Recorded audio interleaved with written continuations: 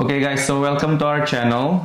Gua Brandon. Gue Angel. Jadi kita adalah sepasang suami istri yang sangat sering ditanyain pertanyaan-pertanyaan seputar relationship dari orang-orang sekitar kita dan juga follower si Angel. Jadi kita akan buat series of video di mana kita akan menjawab pertanyaan seputar relationship berdasarkan pengalaman kita. Pertanyaan pertama yang akan kita jawab adalah, Yakin udah siap nikah? gimana sih caranya kita tahu if she or he is the one? Yang pertama adalah know yourself. Apakah kita tuh udah puas dengan diri kita sendiri? Kita tuh sebenarnya ngerti nggak sih dengan diri kita sendiri? Karena kalau misalnya kita belum ngerti dengan diri sendiri, jangan nyari pasangan dulu. Kira-kira mungkin kayak gitu. Betul, dan akan sangat susah.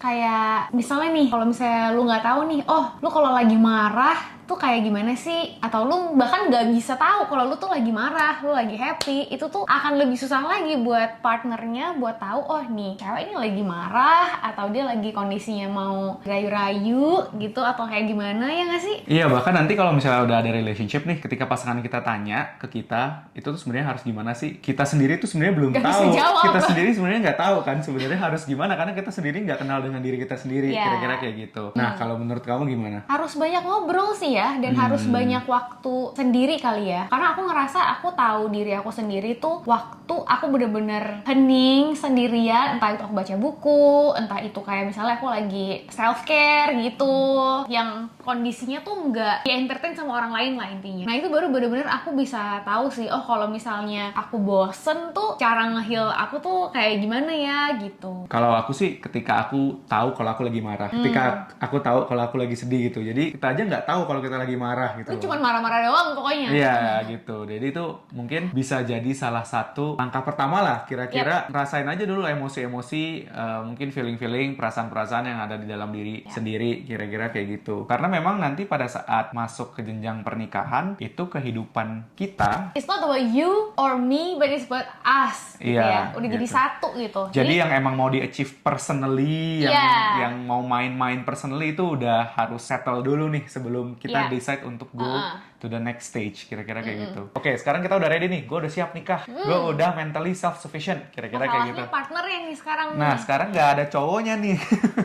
Kira-kira ceweknya di mana, cowoknya di mana, itu dulu kan. Nah, atau mungkin partnernya udah ada, cuman yakin gak nih sama nih orang, kira-kira kayak gitu. First thing first, itu harus ada satu, entah itu sifat atau hal yang kamu admire dari partner kamu. Jujur aja kalau misalnya emang gak ada, terus lu ngapain gitu sama nih orang? Ya, harus ada satu quality lah kalau yang aku bilang. Kayak kalian tuh obses banget, kayak Iya benar. kok nih orang bisa kayak gini gitu. Iya. Nggak semuanya ya. Bener. Kayak satu hal aja yang kayak Itu udah cukup satu hal aja. misalnya kayak, oh emang physically dia cantik banget, sampai yang kayak I will never find. Atau mungkin kayak, ini orang sabar banget, walaupun mukanya jelek, tapi dia sabar banget. Jadi itu sangat penting. Kalau aku sih dari awal, aku tuh suka dengan cara kamu hidup. Yang menurut aku sangat berbeda dengan diri aku gitu loh. Dan yang aku cari. Itu maksudnya gimana cara saya hidup tuh seperti apa? Aku ngelihat kamu tuh seru gitu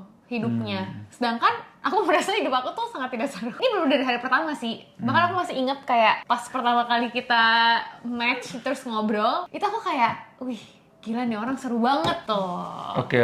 My turn. Jadi mungkin kalau dari aku, bagaimana kamu tuh girl boss banget menurut aku. Karena menurut aku kamu sangat independen secara kehidupan gitu lah ya.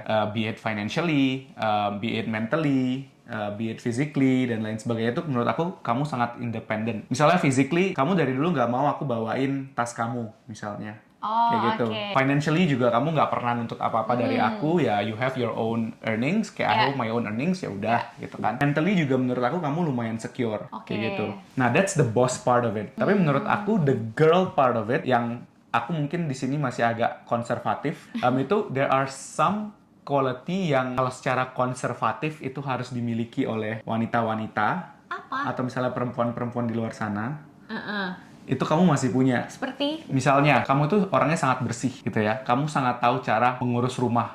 Maksudku bukannya semua cewek harus ngurus rumah ya. Tapi I just like that quality from you. Karena yang aku sering temuin adalah ketika orang udah jadi boss, they turn masculine. Bener-bener super masculine. Karena menurutku akan sangat sulit di luar sana untuk bisa menemukan cewek yang punya quality boss, tapi juga masih feminine in a certain way gitu. In a positive way ya, gitu ya. Thank you. Kalau tadi kita ngomongin what is the good quality that you're obsessed about.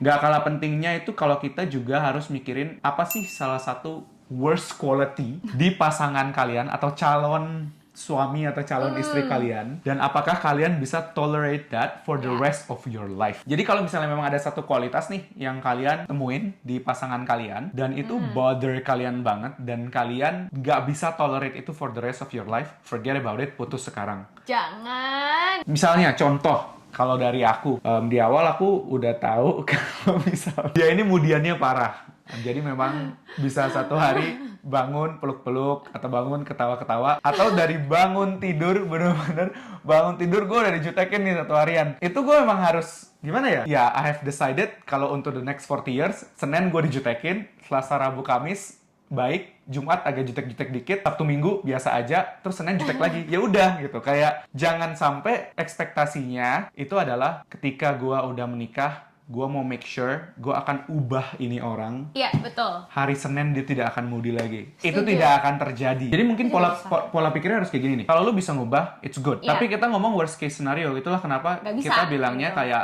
tolerate. Sesuai dengan yang tadi kamu bilang sih, kalau aku orangnya bersih, aku tahu kamu orangnya jorok. Gila, jorok banget.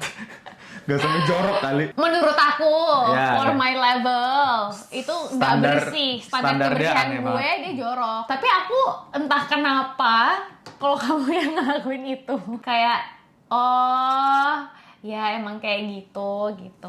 Iya. Jadi udah aku bersihin aja. Enggak kayak misalnya nih, habis mandi, baju tuh kayak gila, baju kotor tuh kemana-mana gitu loh. Buset, dipikir tiap hari kayak hotel kali ada datang cleaning service gitu. Tapi laki-laki banyak yang seperti itu. Iya, cuman kalau misalnya aku, kan kamu tahu kan aku kalau misalnya, oh aku mau pakai Ya. tumpukannya sendiri, oh aku mau cuci taruh di tong, oh ini, nah itu menurut aku ke situ levelnya. Jadi kalau kalian tidak bisa mentoleransi itu seumur hidup kalian dan berharap kalau misalnya berubah, enggak, makin parah iya, karena aku lihat tiap hari, pagi habis mandi berantakan, siang habis mandi berantakan, malam habis mandi berantakan juga. Apakah dia maksudnya selalu kayak merepet gitu? Iya. Dan apakah kalau Enggak, ya adalah enggak, dan apakah saya mencoba berubah? Iya, cuman kadang emang enggak bisa aja. nggak sadar aja gitu loh. Dan kalau misalnya itu akan menjadi masalah yang sangat besar di hidup kalian dan ceweknya tidak bisa toleransi, ngapain nikah gitu loh. Masalah-masalah kecil kayak gitu. Mungkin yang kita kasih contoh kan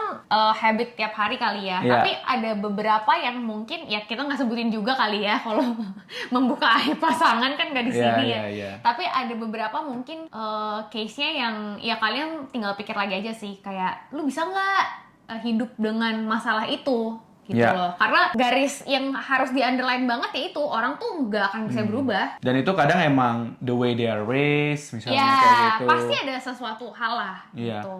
Jadi intinya adalah find that one worst quality and ask yourself, Ya. apakah kalian bisa mentoleransi itu for the rest of your life? Menurut kita yang gak kalah penting adalah find that quality yang missing di hidup lo, dan apakah pasangan lo itu bisa memenuhi kualitas itu. Kira-kira Sebenarnya kayak ini gitu. simple sih analoginya. Ibaratin aja lu tuh kayak kendi yang pecah, airnya keluar tuh, Ya, ya kan? Nah, lu mesti cari lakbannya nih, ya. gitu loh. Jadi kayak yang missing di kehidupan lu tuh apa? Karena gue yakin setiap orang tuh pasti ada masalah, entah itu child trauma dia. Pokoknya ada satu masalah yang bikin dia tuh jadi diri dia sekarang. Misalnya, lu nggak pernah dihargain di rumah. Ya. Lu pasti mencari orang yang bisa menghargai lu di luar tuh siapa. Karena at the end waktu lu nikah kan lu maunya hidup lu menjadi lebih baik ya. Yeah. Kalau misalnya lu cuma mencari masalah-masalah yang sama dengan hidup lu yang sekarang, jadi buat apa gitu loh. Jadi menurut gue lu harus cari that missing part in you yang lu bisa temuin di partner lu ini gitu. Contohnya gampang. In my case, itu mungkin child trauma ya, nggak trauma-trauma banget sih sebenarnya. Tapi basically I lost my mom when I was 12 gitu. Nah jadi memang dari kecil itu grow up-nya itu nggak ada figur seorang ibu lah, kira-kira kayak gitu. Jadi benar-benar dari SMP, ibu-ibu. iya, dari SMP sampai bertemu dengan orang ini, ya in a way hidupnya sendiri. Memang ada Cici yang ngurusin dan lain sebagainya. Cuman semenjak Cici juga ada keluarga sendiri, ya pasti kan mereka ada hidupnya sendiri lah, kira-kira kayak gitu. Nah jadi sering ngerasa tuh kayak, wah gue nggak ada yang urusin gitu. Selama ini kayak ya udah hidup sendiri-sendiri aja. Kalau sakit ya udah kayak ya udah tidur makan obat gitu kan. Terus pas ketemu si ibu misalnya sakit diurusin, terus misalnya ada yang perhatiin. Nah kira-kira itu kan tadi missing piece yang mungkin dari kecil nggak pernah didapatkan. Terus misalnya ketemu orang yang bisa memberikan itu. Dan nggak semua orang bisa seperti itu kan.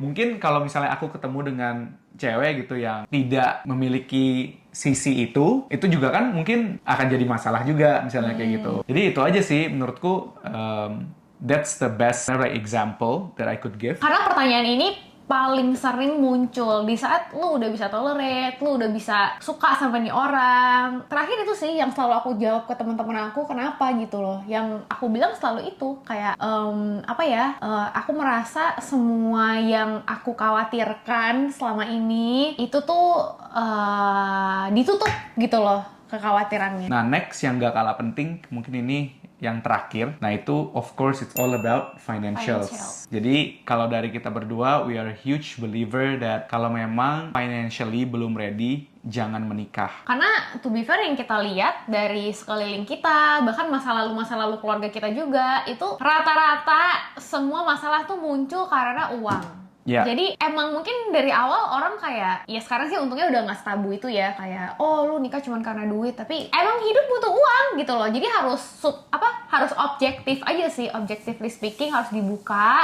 Oke, pendapatan gue segini, pendapatan lo segini, kita butuh segini. Nanti ini kalau misalnya nikah, mau gimana nih bagiannya? Karena aku tahu ada banyak juga, maksudnya nggak harus 50-50, harus sesuai dengan kemampuan masing-masing ya.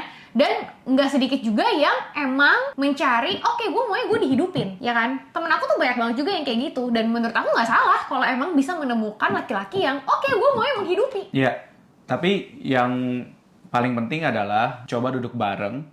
Kira-kira in our case ya, jadi kita duduk bareng, kita hitung sebenarnya pengeluaran atau kebutuhan kita itu sebenarnya berapa sih dengan standar hidup kita.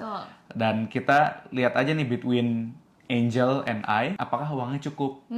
Wah ternyata cukup, misalnya kayak gitu. Kalau udah cukup, ya udah, artinya you guys are ready for your next stage. Kira-kira kayak gitu sih. Tapi please make sure that financially you're stable. Tapi mungkin kembali lagi untuk yang terakhir ini kan opini kita ya.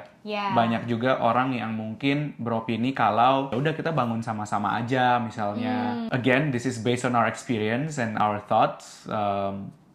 Oke, so itu tadi, dan kayaknya udah semua ya kita omongin, udah lengkap nih, catatan semua udah kebaca. Kalau kalian juga ada pertanyaan-pertanyaan seputar relationship yang kalian mau tanyain ke kita, please feel free to do so. Di kolom komen juga boleh. Jangan lupa untuk di subscribe. If you like this video, please share it to your friends also. And yeah, thank you so much for watching. Bye-bye.